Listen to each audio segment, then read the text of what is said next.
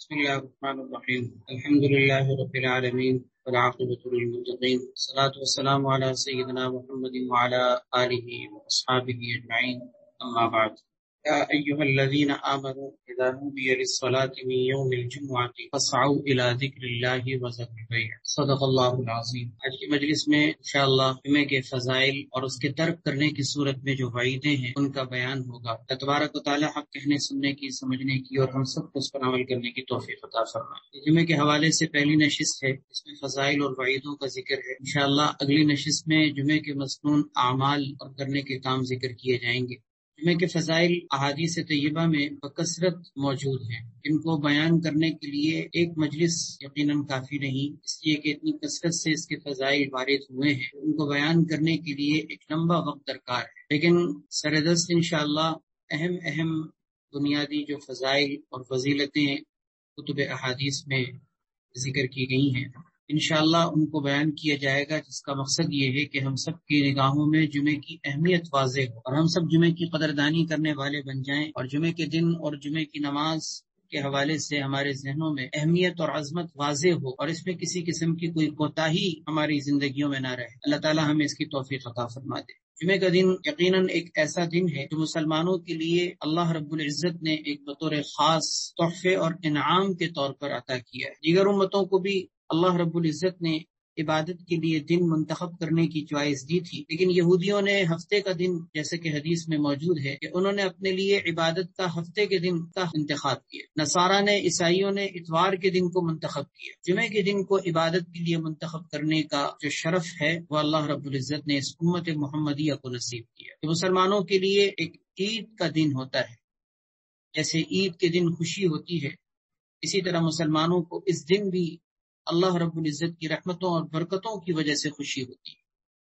دنوں کا سردار ہونے کا شرف اسی دن کو حاصل ہے۔ اس دن کے حوالے سے پہلی فضیلت جس میں یہ ذکر کی گئی ہے کہ جمعے کا دن سب سے بہترین دن ہے۔ صحیح مسلم کی روایت ہے، اللہ کے نبی صلی اللہ علیہ وسلم نے ارشاد فرمایا، خیر یوم طلعت علیہ الشمس یوم الجمعہ، سب سے بہترین وہ دن جس میں سورج طلوع ہوتا ہے وہ جمعے کا دن ہے۔ اس کا مطلب یہ کہ دنیا کے تمام دنوں میں سب سے بہترین دن وہ جمعے کا دن۔ ایک اور روایت میں تو یہاں تک فرمایا گیا کہ سورج طلوع اور غروب نہیں ہوتا کسی ایسے دن پر کہ جو جمعے کے دن سے زیادہ افضل، گویا سب سے زیادہ افضل دن وہ جمعے کا دن۔ دوسری فضیلت حدیث میں یہ ذکر کی گئی ہے کہ جمعے کا دن تمام دنوں کا سردار ہے۔ سنن ابن ماجہ کی روایت ہے، اللہ کے نبی صلی اللہ علیہ وسلم نے ارشاد فرمایا، ان یوم الجمعہ سید الایام، جمعے کا دن تمام دنوں کا سردار ہے۔ تیسری فضیلت حدیث میں یہ ذکر کی گئی ہے کہ جمعہ کا دن سب سے زیادہ اللہ کے نزدیک عظمت والا دن۔ سنن ابن ماجہ کی ہی روایت ہے کہ اللہ کے نبی صلی اللہ علیہ وسلم نے اس کو دنوں کا سردار بیان کرتے ہوئے یہ بھی فرمایا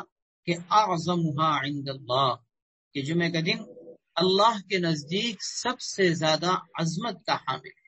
اسی طرح ایک فضیلت جمعے کے حوالے سے یہ بھی ذکر کی گئی ہے کہ اس دن میں اللہ رب العزت نے 5 خصوصیات رکھی ہیں، 5 اہم خصلتیں رکھی۔ پہلی بات تو یہ کہ اللہ رب العزت نے حضرت آدم علیہ السلام کو اسی دن پیدا کیا۔ دوسری بات یہ کہ حضرت آدم علیہ نبینا وعلیہ السلام کو زمین پر اسی دن اتارا گیا۔ اور تیسری بات یہ کہ اسی دن حضرت آدم علیہ السلام کی وفات۔ چوتھی بات یہ کہ اس دن میں اللہ رب العزت نے ایک ایسی قبولیت کی گھڑی رکھی ہے کہ وہ جس بندے کو نصیب ہو جائے اور اس میں وہ اللہ سے کچھ مانگ لے، اللہ اس کو ضرور عطا فرماتے ہیں۔ یعنی وہ قبولیت کی ایسی گھڑی ہوتی ہے کہ اس میں مانگنے والا کبھی محروم نہیں ہو۔ 5ویں خصوصیت یہ ذکر کی گئی ہے کہ اس دن قیامت قائم۔ حضرت آدم علیہ السلام کا پیدا ہونا، ان کا زمین پر اتارا جانا، ان کی وفات کا ہونا، اس دن میں قبولیت کی گھڑی کا ہونا، اور اسی دن قیامت کا قائم ہونا، یہ اس دن کے حوالے سے 5 خصوصیتیں ہیں جو کسی اور دن میں اللہ رب العزت نے نہیں رکھی۔ ایک فضیلت جمعے کے دن کے حوالے سے یہ بھی ہے کہ اس دن فرشتے حاضر ہوتے ہیں۔ اللہ رب العزت کی طرف سے فرشتوں کا نزول ہوتا ہے، فرشتے حاضر ہوتے ہیں۔ سنن ابن ماجہ کی روایت ہے، اللہ کے نبی صلی اللہ علیہ وسلم نے ارشاد فرمایا، اکثر الصلاۃ علی یوم الجمعہ، جمعے کے دن مجھ پر کثرت سے درود پڑھا کر، فإنہ مشہود، اس لیے کہ یہ ایک ایسا دن ہے کہ جس میں فرشتے حاضر ہوتے ہیں، جس دن کو مشہود کہا گیا۔ مشہود کا مطلب جس میں لوگ حاضر، حدیث میں اس کی تشریح کی گئی ہے فَإِنَّهُ مَشْهُودٌ تَشْهَدُهُ الْمَلَائِکَہ کہ یہ دن مشہود ہے، یعنی اس دن فرشتے حاضر۔ ایک فضیلت جمعے کے دن کے حوالے سے یہ بھی ذکر کی گئی ہے کہ جمعے کا دن اور جمعے کی شب، یعنی جمعے کی رات اور جمعے کا دن، یہ دونوں کے دونوں روشن اور انتہائی اللہ کی طرف سے چمکدار دن ہوتے ہیں۔ حدیث میں آتا ہے اکثروا الصلاۃ علی نبیکم کہ تم لوگ اپنے نبی پر درود کثرت سے پڑھا کرو اس شب میں جو نہایت خوبصورت ہے اور اس دن میں جو نہایت روشن ہے۔ شب سے مراد جمعے کی شب اور دن سے مراد جمعے کا دن۔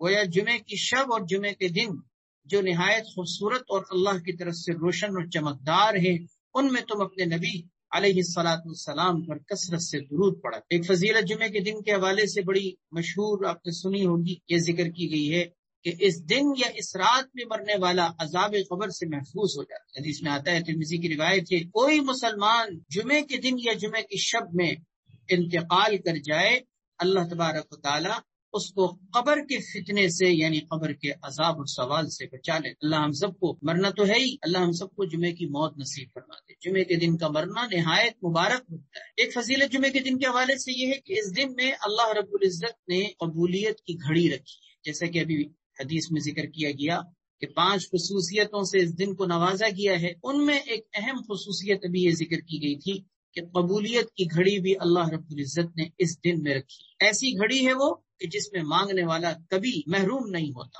اب وہ گھڑی کب آتی ہے؟ اس حوالے سے احادیث میں مختلف اوقات ملتے ہیں اور مختلف احادیث میں اس کے مختلف اوقات ذکر کیے گئے ہیں۔ البتہ ان تمام اوقات میں راجح 2 وقت خاص ہیں۔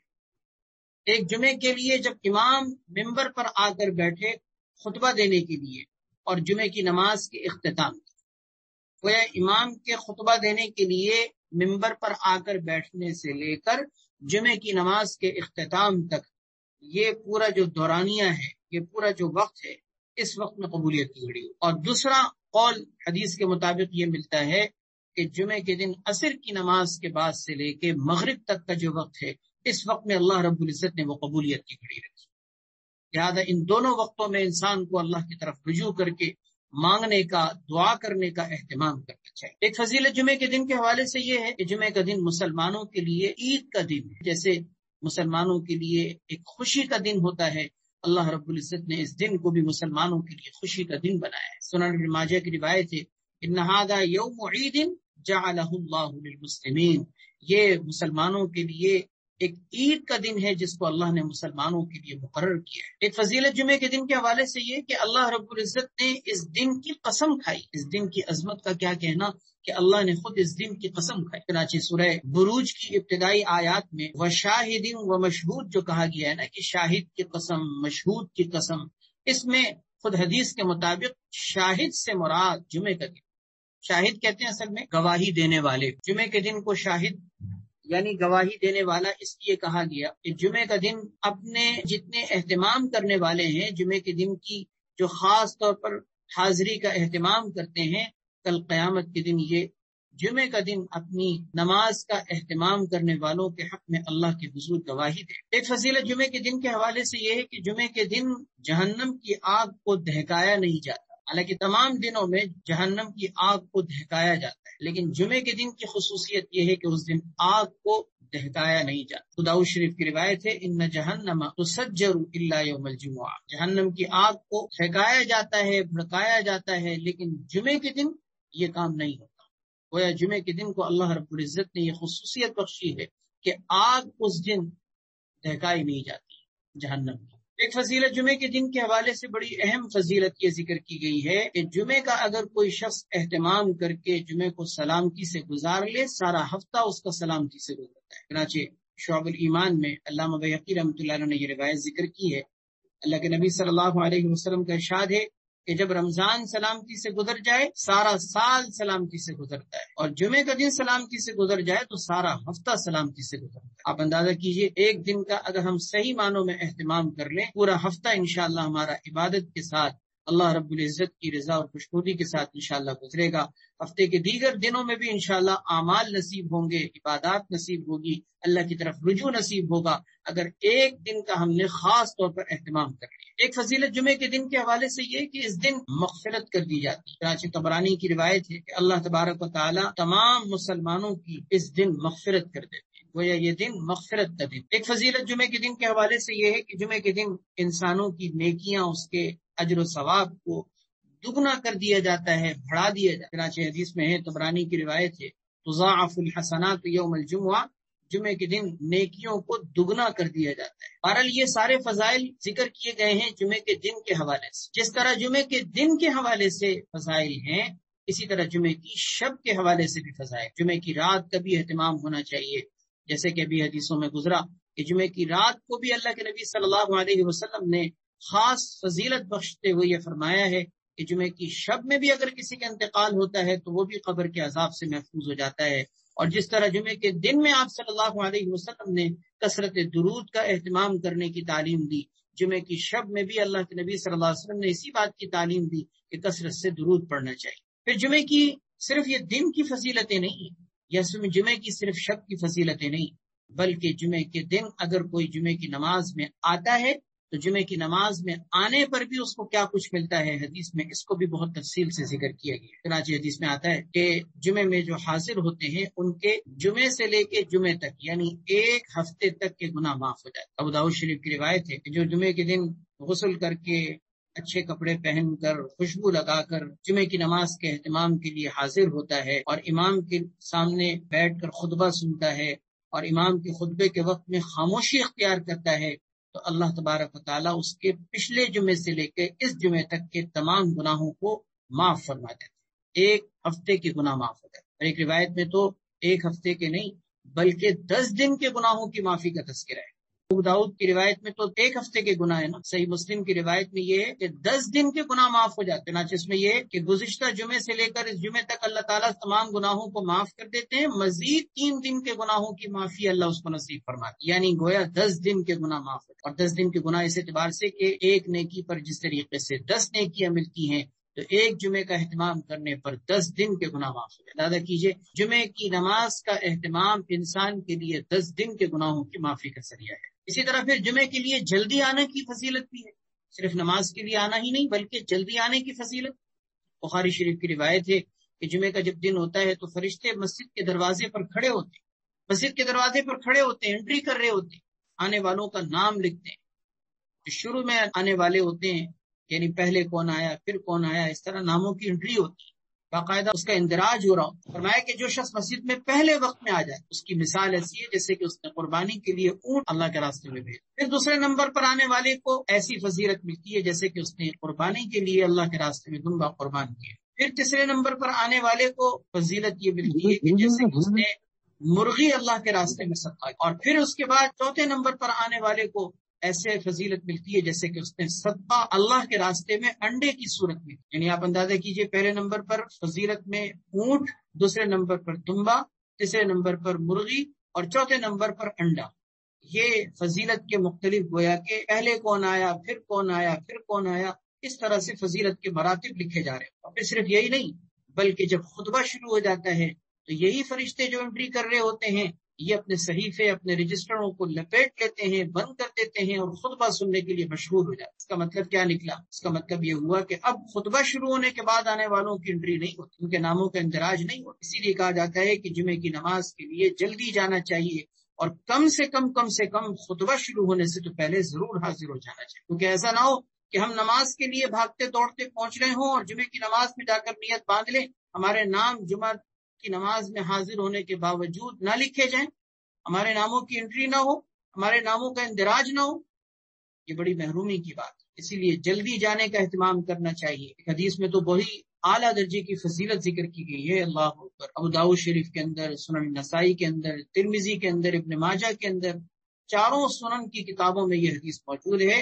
اللہ کے نبی صلی اللہ علیہ وسلم نے ارشاد فرمایا کہ جو جمعے کے دن اچھی طرح سے نہائے اور جلدی جائے، خطبے کو پالے، پیدل جانے کا اہتمام کرے، امام کے قریب بیٹھے، خطبہ سنے، کوئی زبان سے خطبے کے درمیان کوئی بےہودہ بات نہ نکالے، تو یہ سارے کام کرنے کی صورت میں اس کو جمعے کے لیے جاتے ہوئے ہر قدم کے بدلے میں ایک سال کے روزوں کا ثواب ملتا ہے، اور ہر قدم کے بدلے میں ایک سال کی عبادت کا ثواب ملتا ہے۔ اللہ علماء نے لکھا ہے کہ سنن اربعہ کی کتابوں میں اس سے زیادہ فضیلت والی کوئی حدیث ایسی نہیں ہے کہ جس میں اتنا زیادہ اجر بیان کیے گئے۔ آپ اندازہ کیجئے کہ جمعے کے لیے جاتے ہوئے انسان اگر پاؤں سے چلتے ہوئے پیدل جائے اور کتنے قدم انسان راستے میں رکھے، ہر قدم پر ایک سال کے روزے، ہر قدم پر ایک سال کی عبادت کا ثواب۔ اللہ، یہ اللہ کے راستے میں گویا جمعے کے لیے جانے والوں کا اکرام ہوتا ہے۔ ایک روایت میں تو یہاں تک ذکر کیا گیا کہ جب انسان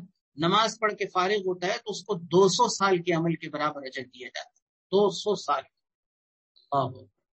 یہ جمعے کے دن کا اہتمام ایسی چیز ہے کہ جس کی بنیاد پر انشاءاللہ ہم یہ ساری فضیلتوں کو نہایت آسانی کے ساتھ حاصل کر سکتے ہیں، صرف تھوڑی سی توجہ کی ضرورت۔ اسی زمانے میں جمعے کا اتنا اہتمام ہوتا تھا کہ صبح سے تیاری ہوتی تھی، کپڑے بھی تیار کیے جا رہے ہیں، نہانے کا اہتمام ہو رہا ہے، ناخن کاٹے جا رہے ہیں، خوشبو نکالی جا رہی ہے، اور پہلے سے مسجد پہنچنے کا اہتمام ہوتا تھا۔ لیکن اب ہم دیکھتے ہیں کہ رفتہ رفتہ آہستہ مسلمانوں کے دلوں سے یہ عظمت اور وقت نکلتی جا رہی۔ اب جمعے کے دن بھی بعض اوقات کوئی 10-11 بجے پوچھ رہا ہوتا ہے کہ آج جمعہ ہے، یعنی اسے جمعے کے دن کا اہتمام تو کیا نصیب ہو، جمعے کے دن کا احساس بھی بعض اوقات نہیں ہوتا کہ آج جمعہ ہے۔ اب دوسرے نمبر پر جمعے کے ترک کرنے کی وعیدیں بھی ملاحظہ فرمائیے، تاکہ ہم جمعے کے ترک کرنے کی صورت میں جو سخت اور شدید وعیدیں ذکر کی گئیں ان وعیدوں کو بھی سنیں، تاکہ ہمیں پتہ چلے کہ جمعہ صرف ایک ایسی چیز نہیں ہے کہ جو ثواب حاصل کرنے کا دن ہے کہ ثواب حاصل کر لیا تو ٹھیک ہے، نہیں کیا تو کوئی بات نہیں، اس دن کے حوالے سے اگر کوئی کمزوری ہوئی، کوتاہی ہوئی، کوئی سستی کا اگر ہم نے ارتکاب کیا ہے تو بڑی سخت قسم کی وعیدیں بھی موجود، بڑی سخت قسم کی وعید ہے۔ اللہ تعالیٰ ہم سب کو پناہ میں رکھے۔ اس میں ذکر کیا گیا ہے کہ دلوں پر مہر لگ جاتی ہے اگر کوئی سستی کی وجہ سے جمعہ ترک کرتا ہے۔ صحیح مسلم کی روایت ہے، لیکن نبی صلی اللہ علیہ وسلم برسر ممبر یہ بات ارشاد آپ نے فرمائی، یعنی آپ نے یہ بات ممبر پر خطاب کرتے ہوئے ارشاد فرمائی۔ آپ نے فرمایا جمعہ چھوڑنے والے لوگ یا تو اپنی حرکت سے باز آ جائیں، یعنی جمعہ چھوڑنے سے باز آ جائیں، یا پھر یہ ہوگا کہ اس گناہ کی پاداش میں اللہ تعالیٰ ان کے دلوں پر مہر لگا دے اور پھر وہ غافلوں میں سے ہو جائیں۔ یعنی ان کو چاہیے کہ اپنی حرکت سے باز آ جائیں کہ جمعہ نہ چھوڑا کریں، جمعے میں سستی نہ کیا کریں۔ اگر وہ نہیں مانیں گے تو کہیں ایسا نہ ہو کہ اللہ تعالیٰ ان کے دلوں پر مہر لگا دے اور پھر وہ ہمیشہ کے لیے غفلت اختیار کرنے والوں میں شامل ہو جائے۔ ایک حدیث میں آتا ہے، سنن ابن ماجہ کی روایت ہے، من ترک الجمعۃ ثلاث مرات تہاونا بہا، جس نے سستی کی وجہ سے، محض سستی کی وجہ سے 3 جمعے ترک کر دیے، اللہ فرمایا کہ طبع علی قلبہ، اس کے دل پر مہر لگا دی جائے، اس کے دل پر مہر لگا دی جائے۔ دل پر مہر لگانے کا کیا مطلب؟ حق کو قبول کرنے کی صلاحیت سے محروم ہو جانا، انسان کا دین کی طرف اپنے دل کا جو میلان ہوتا ہے وہ میلان ختم ہو جائے، دل حق کو قبول کرنے کی صلاحیت سے محروم ہو جائے، ہدایت کے دروازے اس کے لیے بند کر دیے جائیں۔ یہ سب معنی ذکر کیے گئے ہیں دلوں پر مہر لگانے۔ اللہ تعالیٰ پناہ میں رکھے کہ صرف ایک جمعہ کو ترک کر کے خدا نخواستہ ہم اپنی دنیا آخرت کو کہیں برباد نہ کر بیٹھیں۔ دلوں پر مہر لگنا یہ کوئی معمولی چیز نہیں، یہ تو قرآن کریم میں کافروں کے لیے ذکر کیا گیا ہے کہ اولئک الذین طبع اللہ علی قلوبہم، کہ جن کے دلوں پر مہر لگا دیتے ہیں۔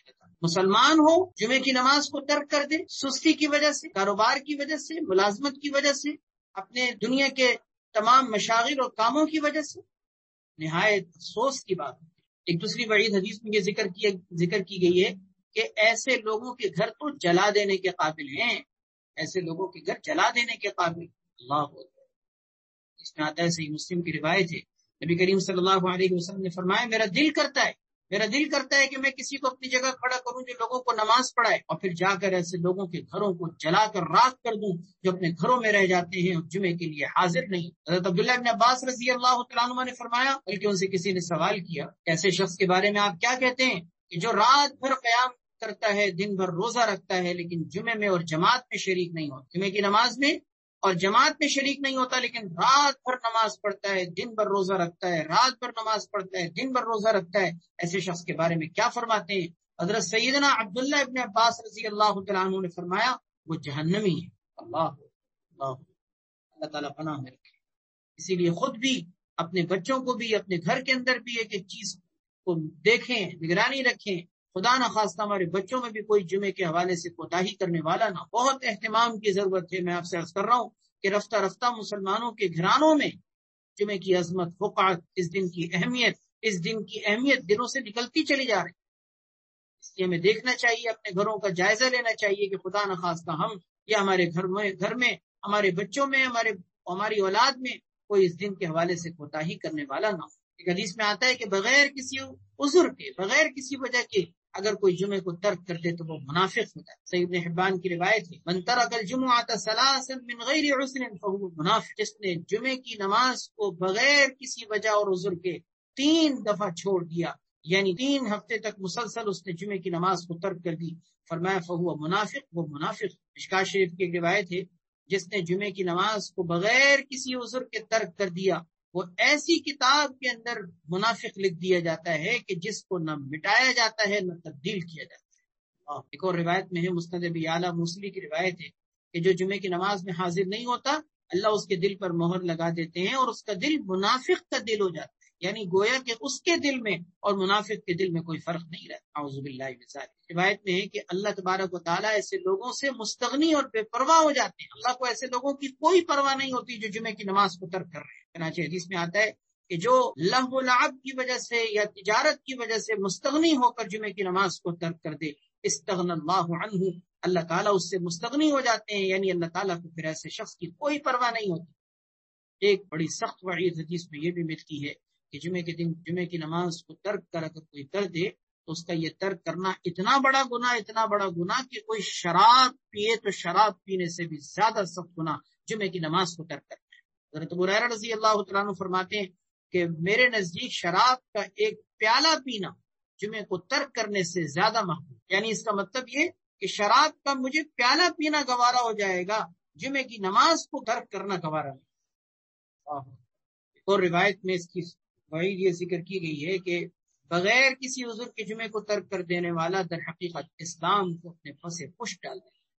فرمایا من ترک الجمعۃ 4 جمع متوالیات من غیر عذر، جس نے 4 جمعے مسلسل پہ در پہ بغیر کسی عذر کے ترک کر دیے، فرمایا فقد نبذ الاسلام وراء ظہرہ، اس نے اسلام کو اپنے پس پشت ڈال. سنن ابن ماجہ کی روایت میں تو یہاں تک ذکر کیا گیا ہے کہ اگر کسی سے یہ گناہ ہو جائے اس کو صدقہ دینا چاہیے. من ترک الجمعۃ متعمدا، جس نے جان بوجھ کر جمعے کو ترک کیا اس کو چاہیے کہ وہ 1 دینار اللہ کے راستے میں صدقہ کرے کیونکہ اس سے بڑا گناہ ہوا ہے. اور ان الحسنات یذهبن السیئات کے اصول کے مطابق کیونکہ نیکیاں گناہوں کو مٹا دیتی ہیں، اس طرح فرمایا کہ جمعے کو ترک کر دینے کا اگر کوئی گناہ کر بیٹھا اس کو 1 دینار یا اگر 1 دینار نہ ملے تو آدھا دینار صدقہ کرنا چاہیے تاکہ صدقے کے ذریعے سے اس کا یہ گناہ معاف.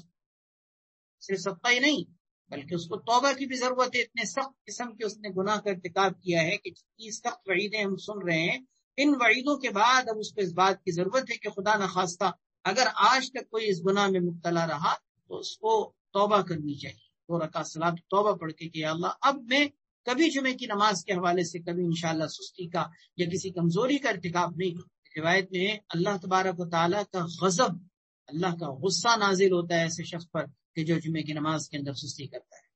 فرمایا لا یزال العبد متہاونا بالجمعہ حتی یغضب اللہ علیہ، مسلسل بندہ جمعے کی نماز میں سستی اور غفلت کا شکار ہوتا رہتا ہے یہاں تک کہ اللہ تبارک و تعالیٰ کا غضب، اللہ کا غصہ اس کے اوپر نازل ہوتا ہے.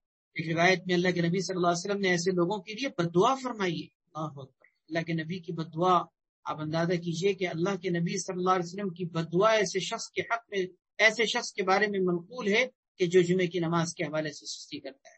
آپ صلی اللہ علیہ وسلم نے فرمایا کہ جو جمعے کی نماز کو بغیر کسی عذر کے ترک کر دے، ایسے شخص کے بارے میں آپ نے فرمایا کہ اللہ کرے کہ اس کے کام مجتمع نہ ہو، یعنی اس کے کام نہ بنے متفرق، جو اس کے منتشر کام بکھرے ہوئے ہیں وہ کبھی سمٹے نہیں، کبھی جمع نہ ہو، یعنی کام اس کے مسلسل پھیلے رہے، اس کے کاموں میں برکت نہ ہو. پھر آپ نے فرمایا غور سے سنو، ایسے شخص کی نہ نماز ہے، نہ حج ہے، نہ اس کی کوئی نیکی ہے، نہ اس کا کوئی صدقہ ہے کہ جو جمعے کی نماز کے حوالے سے سستی کا شکار ہے. اتنی سخت وعیدیں ہیں اور کتنے سخت الفاظ میں ایسے لوگوں کے عذاب ذکر کیے گئے. اللہ تعالی ہم سب کو پناہ میں رکھے.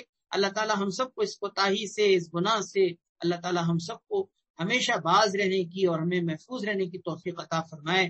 آج تک زندگی کے اندر خدا نخواستہ اس حوالے سے ہمارے اندر کوئی غفلت یا کوتاہی پائی جاتی ہو یا پائی گئی ہو، کبھی ہم نے بھولے سے یا جان بوجھ سے اس کا ارتکاب کیا ہو، تو اللہ تعالیٰ ہم سب کو معاف فرمائے۔ اس تمام تر گفتگو کو سننے کے بعد آج ہم اس بات کا تہیہ کریں، اس بات کا عزم مصمم اور ارادہ کریں کہ انشاءاللہ اب کبھی بھی جمعے کی نماز کے حوالے سے غفلت کا یا سستی کا شکار نہیں۔ جمعے کے دن وہ دن تھا، میں نے آپ سے عرض کیا کہ کوئی زیادہ پرانی بات نہیں، مجھے اپنے بچپن کی بات یاد ہے کہ ہم اس زمانے میں دیکھا کرتے تھے کہ جمعے کے دن چھٹی ہوا کرتی تھی، لوگ ہفتے کے بقیہ دنوں میں کام کرتے تھے، جمعے کے دن چھٹی ہوتی تھی، تو جمعے کے دن کس طریقے سے اہتمام ہوتا، کپڑے بھی تیار ہو رہے ہیں، خوشبو بھی لگائی جا رہی ہے، جسمانی صفائی بھی ہو رہی ہے، ناخن بھی کاٹے جا رہے ہیں اور پہلے سے مسجد پہنچا جا رہا ہے۔ یعنی ایک منظر نظر آتا تھا جمعے کا، ایک وقار نظر آتا تھا، جمعے کی عظمت نظر آتی تھی۔ لیکن میں نے آپ سے عرض کیا کہ وقت کے گزرنے کے ساتھ ساتھ اب یہ دن بھی دیکھنے کو ملتے ہیں کہ بعض اوقات جمعے کے دن بھی لوگوں کو پتہ نہیں ہوتا کہ آج جمعے کا دن۔ ایسا نہیں ہونا چاہیے۔ خود بھی اپنے آپ کو ذہنی طور پر جمعے کی اہمیت اور عظمت کے لیے تیار کریں، اپنے گھر میں بھی یہ ماحول پیدا کریں کہ جمعے کے دن صبح ہی سے جمعے کی تیاری ہو رہی، اپنی جسمانی صفائی ہو رہی ہو، ناخن کاٹے جا رہے ہوں، بالوں کی صفائی کی جا رہی ہو، اچھے کپڑوں کا انتخاب کیا جا رہا ہو، نہانے دھونے کا اہتمام کیا جا رہا ہو، پہلے سے مسجد پہنچنے کا اہتمام کیا جا رہا ہو۔ اللہ پاک ہم سب کے گھروں میں یہ ماحول پیدا کرے، ہمارے بچوں کو بھی اللہ تبارک و تعالیٰ اس کام کے لیے تیار فرمائے۔ بس یہ آج کی نشست میں جمعے کے فضائل اور اس کے ترک پر وعیدیں ذکر کی گئی ہیں۔ انشاءاللہ اگلا سیشن ہمارا جمعے کے مسنون اعمال کے حوالے سے کہ جمعے کے دن کرنے کی کیا کہا۔ اللہ تعالیٰ ہم سب کو عمل کی توفیق عطا فرمائے، اللہ تبارک و تعالیٰ جمعے کا اہتمام نصیب فرمائے۔ اس حوالے سے جو بھی کبھی کوتاہی ہمارے اندر پائی گئی ہو، اللہ پاک ہم سب کو معاف فرمائے۔ وآخر دعوانا الحمدللہ رب العالمین، الحمدللہ رب العالمین والعاقبۃ للمتقین، والصلاة والسلام علی سیدنا محمد وعلی آلہ واصحابہ اجمعین۔ ربنا آتنا فی الدنیا حسنۃ وفی الآخرۃ حسنۃ وقنا عذاب النار۔ ربنا ظلمنا انفسنا وان لم تغفر لنا وترحمنا لنكونن من الخاسرین۔ یا اللہ یا رحمان یا رحیم یا ذی الجلال والاکرام، اپنے فضل و کرم سے ہم سب کو معاف فرما، ہم سب کے گناہوں سے درگزر فرما، ہم سب کو عافیت نصیب فرما، دنیا آخرت کی ساری خیریں عطا فرما، رحمتیں برکتیں نصیب فرما، اپنی رضا اپنی کامل خوشنودی عطا فرما، دین و دنیا کی ہر خیر ہر بھلائی عطا فرما، ہر شر سے ہماری حفاظت فرما۔ ہماری اس مجلس کو یا اللہ اپنی بارگاہ میں قبول فرما، اس میں تمام شریک ہونے والوں اور والیوں کو یا اللہ اپنی شان کے مطابق دنیا آخرت میں اس کا اجر و صلہ عطا فرما، رحمتوں و برکتوں سے نواز دے، سب کے گھروں میں دینی ماحول پیدا فرما۔ جمعے کے حوالے سے جو ہم نے آج فضائل سنے ہیں ان کو حاصل کرنے کی توفیق عطا فرما، وعیدیں سنی ہیں ان سے بچنے کی توفیق عطا فرما۔ ہم سب کے گھروں میں جمعے کا اہتمام یا اللہ اس کا وقار اس کی عظمت پیدا فرما۔ سبحان ربک رب العزت عما یصفون وسلام علی المرسلین والحمد للہ۔